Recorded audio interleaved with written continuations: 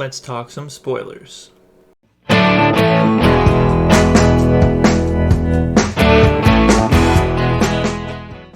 Alright, so The Boys Season 3 dropped their first 3 episodes on Amazon Prime.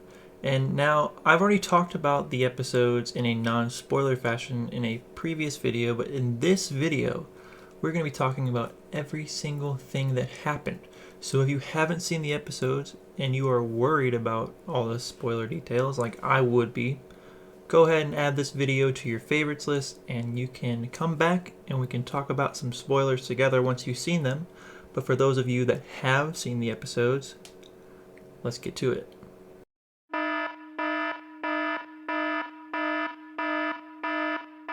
So let's just go ahead and start off by talking about the best things about these first 3 episodes to me, and that is Homelander. I just loved what they did with this character. I mean, it's completely in line with what he has grown to throughout the past 2 seasons, and now here we are where he, believes he is the man, or I guess the god among man, right?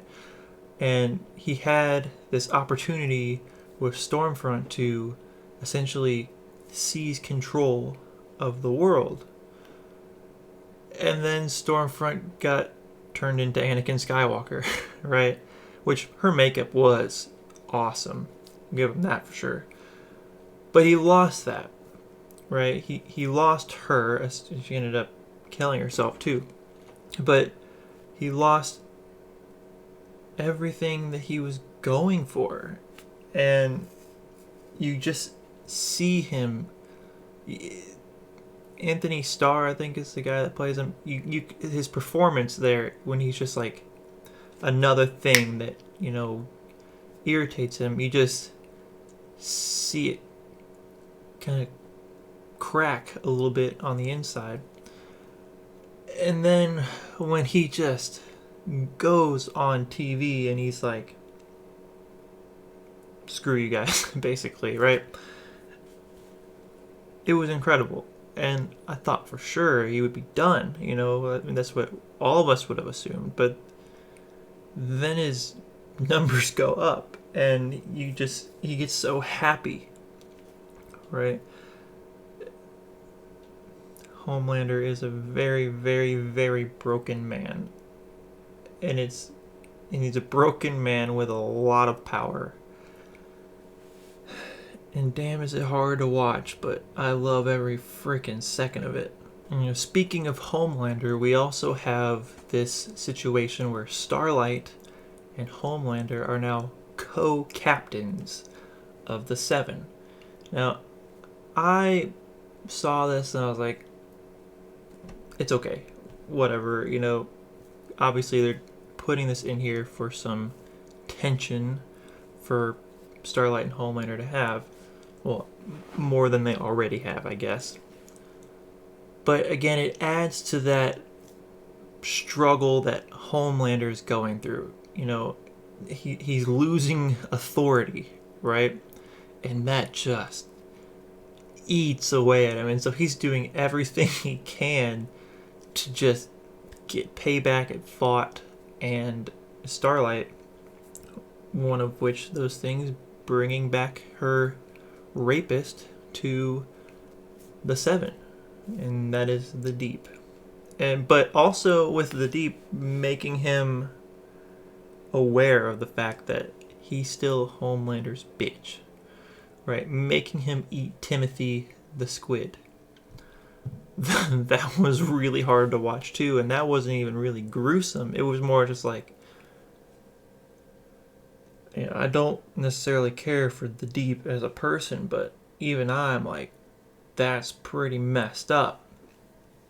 So Homelander is causing trouble. I'm very excited to see what happens with him, because this might be the end of Homelander, I think, this season. This, hopefully, might be the end. They're planning on getting that weapon, right? That should hopefully kill him, like they killed Soldier Boy. But in typical writing cliches, that weapon's not going to work, right? It's just going to piss him off. But, you know, I think there's a good possibility that his kid ends up killing him. Killed Stormfront, killed his own mom, so could kill his dad too. I think that's probably where it's gonna end up going, but I think Homelander is gonna have to go through a lot more character development, and by development I mean downhill into psychosis, right?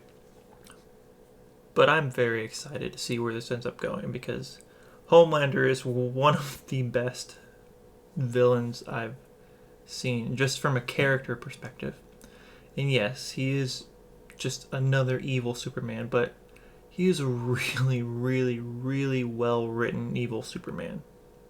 Let's go ahead and just get all the grotesque stuff out of the way, because obviously the stuff with Victoria, or should we say Nadia, that stuff, especially last season, was just hard to look at, right? Just a lot of blood and guts just shooting everywhere. But then there's also that scene with Termite in the first episode. Achoo. Whew. Yeah. And then they trapped him in a bag of cocaine or something like that. That was pretty funny to watch for sure. But yeah, and then grotesque sort of in a way, the stuff with Stormfront, she was not really in this very much, but just seeing how she looked, very Anakin Skywalker, and I was like, you're a Nazi, but damn, that's a lot. Well deserved, of course, but damn, no wonder you killed yourself. And speaking of which, yeah, she killed herself, right? Which, another thing that, attacks Homelander. And it seems like everything I bring up ends up going back to Homelander, but Homelander is the star of this show. I know it's about the boys, but at least these first 3 episodes, they are very much about more of the fall of Homelander. As you can tell, I really like Homelander in this series and in these first 3 episodes as well. So, in the quest for discovering the secrets of Nadia, right, and Red River, we find out that that Victoria / Nadia has been working with Vought this entire time, right? That Vought is essentially her family. And that was cool, for sure. It was just another thread of the fact that Vought is seriously, seriously messed up. And you can't take him down the right way. That's the whole point of The Boys. But, I mentioned in the non-spoiler review that there was no negatives with the episode, and there aren't. But I do have one nitpick about this. And that's when Huey is at at Red River, right? And he's trying to steal that information to expose Nadia, or at least figure out what's going on, right? He sticks the flash drive in the computer, and then it just copies everything exactly that he needs and then takes it off. But no pop-ups come up, be like, or no sounds like, nothing like that. A little bit convenient. It doesn't affect the episode one bit, but it's a little nitpick for sure. And I don't hate what happened or anything, but it did bug me a little bit. But the thing that made that whole scene for me, and this is also a nitpick, but a good one, there was a kid in there named Mason. Yep. Canonically, I have superpowers now. So that was cool. That completely overrides any other nitpicks in the entire series, because I canonically am a child there. So yeah, you're watching the YouTube channel of a member of Red River who will probably become the greatest superhero in the entire show and will probably take down Homelander single-handedly. Yeah. One little quick thing that I really wanted to point out, and The Boys has always been a satire, right, of the superhero genre, all that stuff, of big corporations, right, even Amazon, and it's produced by Amazon. Amazon themselves make a little cameo in this thing. But what I enjoyed, I guess, piece of satire was the whole gun convention stuff, because they were making fun of those super right-wing people that, I'm not talking about the people that are like semi-right, whatever, but I'm talking about those really, really, really messed up people. And it also worked really well in universe, right? I forget the guy from Payback's name, the gun guy, who was Soldier Boy's Bucky Barnes, right?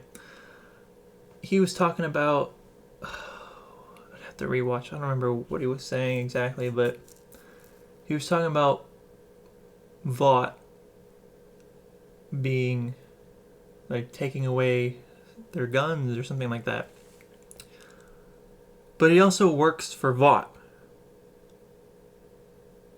Or taking away their rights or something like that. But he also is Vought. And so he's just, contradicting himself, which is what a lot of these people do in real life. And I thought that was just hilarious.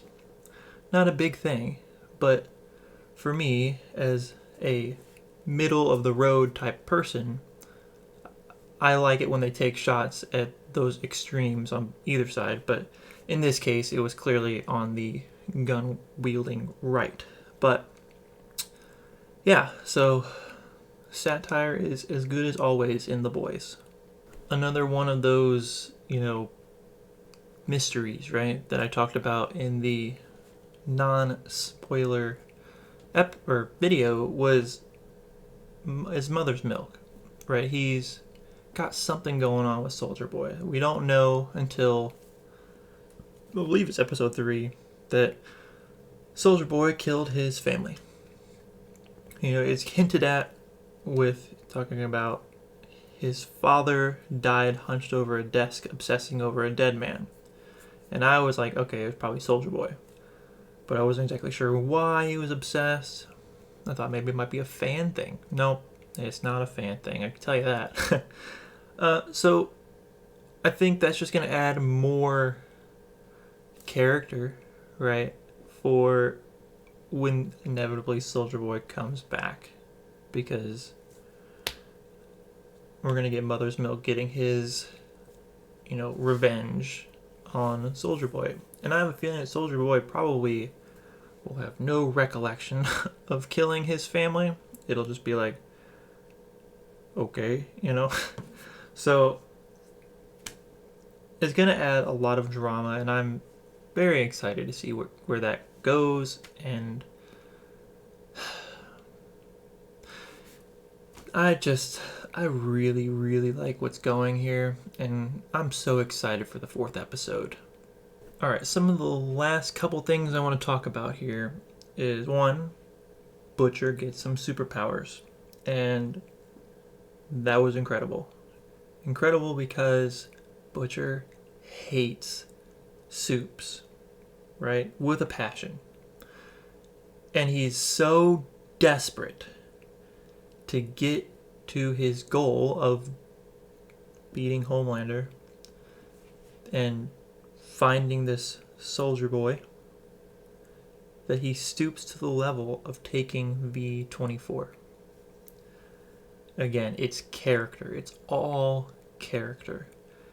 Butcher is just as broken as Homelander. For different reasons, obviously, but they are snapping more and more and more. And it's so hard to watch. But I can't stop watching it because I just love stories that are completely stooped in character, and this is all we get in The Boys. It's grotesque, it's funny, it's fun, but it's all character. And then there's also A-Train, right? A-Train, he's got identity issues right now because he cannot continue running. That's his power, right? But it's gonna kill him, you know? So he goes on this whole wild, self-image thing where he tries rebranding and wants to be not a runner anymore, but still part of this lifestyle that he has. So he's trying to, use his culture as a symbol, not for culture's sake, but for his sake, which follows very, very well with the A-Train that we have come to know in the first 2 seasons, is that he's a very selfish person. And, they use it a little bit for some comedy, right? The whole, is that a video game about the slave trade? Like, A-Train is so just into himself. He doesn't realize that he's just doing some really stupid things. Everybody else around him sees it, for sure. But he wants to keep this lavish lifestyle of being the Seven, But he just can't if he wants to live. I have a feeling he's just going to end up running until his heart gives out at some point. Probably this season. Because I don't really see where else his character can go anymore. Obviously he can go in the direction that he's heading, but I hope that his brother, starts steering him in the right direction. But I have a feeling that he's just gonna keep going in this power, trip. I want to be famous, and it's gonna kill him, or it's just gonna backfire and make him a laughingstock, which he kind of already is with his family. So, yeah, those are pretty much everything I want to talk about on this episode, or all 3 of these episodes. It's kind of weird to talk about 3 episodes at once. It's kind of all over the place, but I think I got to basically everything I could think of. And there you have it. Those are my spoiler-filled thoughts on The Boys Season 3, Episodes 1, 2, and 3. I hope you have seen these episodes now that we've talked about all the spoiler details, so if you have seen them, go ahead and tell me what you thought in the comment section down below of these 3 episodes. You can even talk about Season 1 and 2 for all I care. You can talk all the spoilers you want in the comments because this is the spoiler review. Anyways, subscribe for more content like this, and don't forget to leave a like on this video because, damn it, it helps. Anyway, until the next video, take care.